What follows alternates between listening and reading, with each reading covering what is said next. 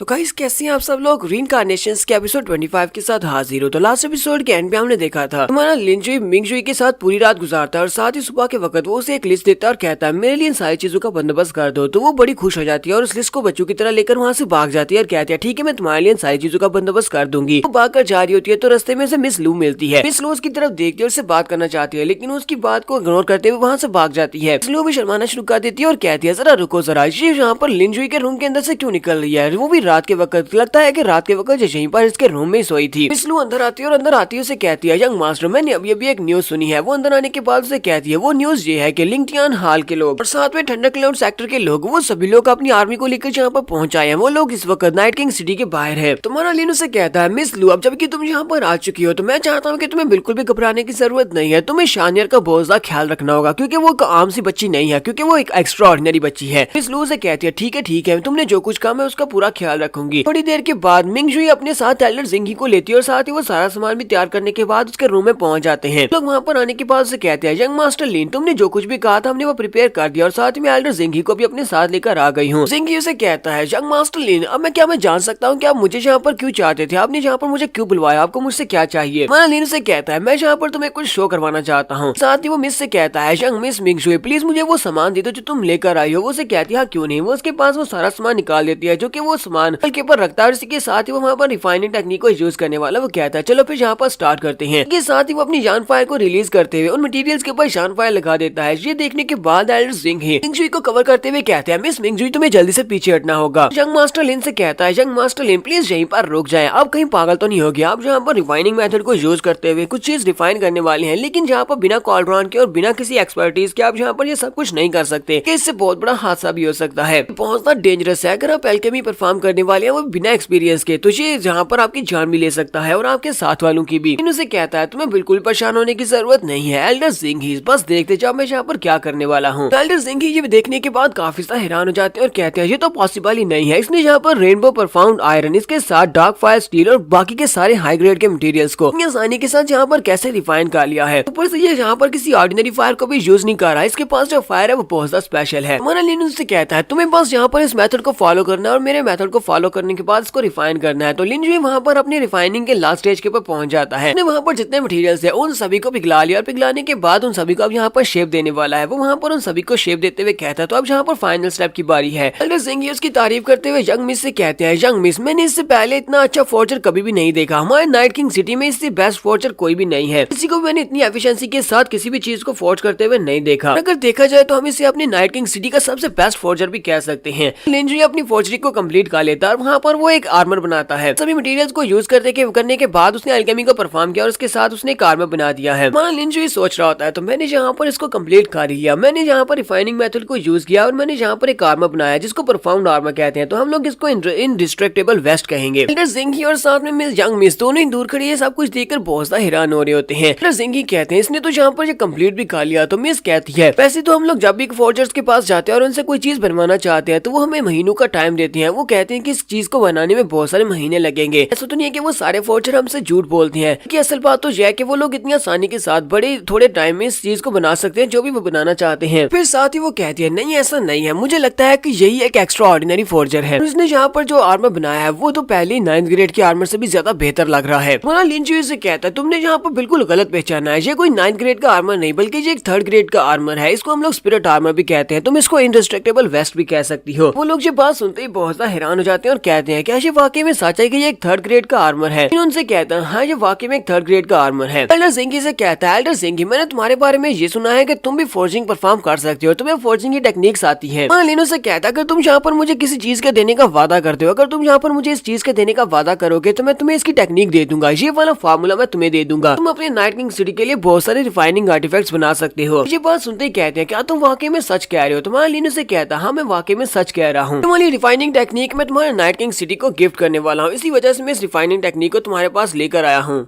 लेकिन इसके बदले में मैं चाहता हूँ कि तुम मेरे लिए जहाँ पर फ्यूचर देखो। मुझे पता है कि तुम अपनी इननेट जान की को यूज करते हुए जहाँ पर फ्यूचर को डिटेक्ट कर सकते हो। वजह से मैं चाहता हूँ कि तुम मेरे लिए फ्यूचर देखो। अगर तुम मुझे फ्यूचर देखकर बता देते हो तो मैं जहाँ पर ये वाली सारी डिफाइनिंग टेक्निक तुम्हें फ्री में दे दूंगा। जंग मीसू से कहती है कि तुम जहाँ पर सिर्फ और सिर्फ अपना फ्यूचर देखना चाहते थे तो मुझे डायरेक्टली भी ये बात कह सकते थे। अगर तुम मुझे डायरेक्टली ये बात पूछते तभी मैं तुम्हें इस एल्डर जिंगी से ये बात पूछकर बता देती। तुम जहाँ पर एल्डर जिंगी को क्यों इन सब में इन्वॉल्व कर रहे थे, तुमने इनको यहाँ पर स्पेशली क्यों बुलवाया है? तुम्हारा लिन उसे कहता है तो ये बात है कि तुम मुझे डायरेक्टली ये बात बता सकती थी, लेकिन असल बात यह है कि मैं यहाँ पर फ्यूचर तो देखना चाहता हूँ, लेकिन मैं सिर्फ और सिर्फ अपना फ्यूचर नहीं देखना चाहता बल्कि मैं पूरी की पूरी नादरो नाम का फ्यूचर देखना चाहता हूँ। इसी वजह से मैं एल्डर जिंगी को यहाँ पर बुलाकर लाया हूँ। एल्डर जिंगी ऐसे हैं जो कि मुझे पूरी की पूरी नादरो नाम का फ्यूचर दिखा सकते हैं। एल्डर जिंगी उसकी बात सुनने के बाद हैरान होकर उसे कहते हैं क्या तुम वाकई में सच कह रहे हो कि तुम पूरे नादरो नाम का फ्यूचर देखना चाहते हो? उसे कहता है क्या तुम्हें इस बात से कोई प्रॉब्लम है? क्या तुम मुझे पूरी राम का फ्यूचर नहीं दिखा सकते? फिर उसे कहते हैं पूरी की पूरी नादरो नाम का फ्यूचर तो तुम्हें नहीं दिखा सकता क्योंकि वो पूरी की पूरी नादरो नाम तो बहुत ज्यादा बड़ी है। साथ ही वो सोच रहे होते हैं अगर इस लड़की की फोर्जिंग टेक्निक्स मुझे मिल जाती है तो हमारा नाइट किंग सिटी बहुत ज्यादा तरक्की करेगा, क्योंकि मैं इस तरह के आर्मर्स को इतनी जल्दी अगर बना पाऊं तो मतलब यह है कि हम लोग बहुत ही जल्दी इस तरह के हजारों लाखों आर्मर बना सकते हैं और अपने सोल्जर्स को दे सकते हैं। लेकिन हमें इस बात का कोई भी भरोसा नहीं है। अगर मैं इसको फ्यूचर बता भी देता हूँ तो ये लड़का अगर मुझे फोर्जिंग टेक्निक नहीं भी देगा तो हम लोग इसके पास से वो फोर्जिंग टेक्निक जबरदस्ती तो ले नहीं सकते। उसकी बातें वहाँ पर समझ जाता है और अपने पास स्क्रोल निकाल कर उसे कहता है पता है कि तुम यहाँ पर इस बात को लेकर बहुत ज्यादा काशियस हो कि मैं तुम्हें यहाँ पर वो स्क्रोल दूंगा या नहीं। तुम्हें बिल्कुल परेशान होने की जरूरत नहीं है। इसके ऊपर वो फोर्जिंग टेक्निक लिखी हुई है और उसके साथ और भी बहुत सारी फोर्जिंग टेक्निक्स लिखी हुई है। ये वाला स्क्रोल मैं तुम्हें एडवांस में देने वाला हूँ। पहले यहाँ पर तुम फोर्जिंग परफॉर्म करके देख लो, उसके बाद तुम यहाँ पर मुझे फ्यूचर दिखा सकते हो। लेकिन उस स्क्रोल को उसकी तरफ फेंक देता है तो एल्डर जिंगी उस स्क्रोल को ओपन करते हैं तो उसके ऊपर वाकई में टेक्निक्स लिखी होती है। वो उसे देखते हैं और कहते हैं तुम्हारा बहुत बहुत शुक्रिया यंग मास्टर, तुमने जहाँ पर मुझे ये चीज दे दी, तुम वाकई में बहुत समझदार इंसान हो। चलो ठीक है, मैं तुम्हारी मदद करूंगा पूरे के पूरे नाथुरा नाम का फ्यूचर दिखाने में। अपने पावर्स को रिलीज करते हुए अपने पास से वो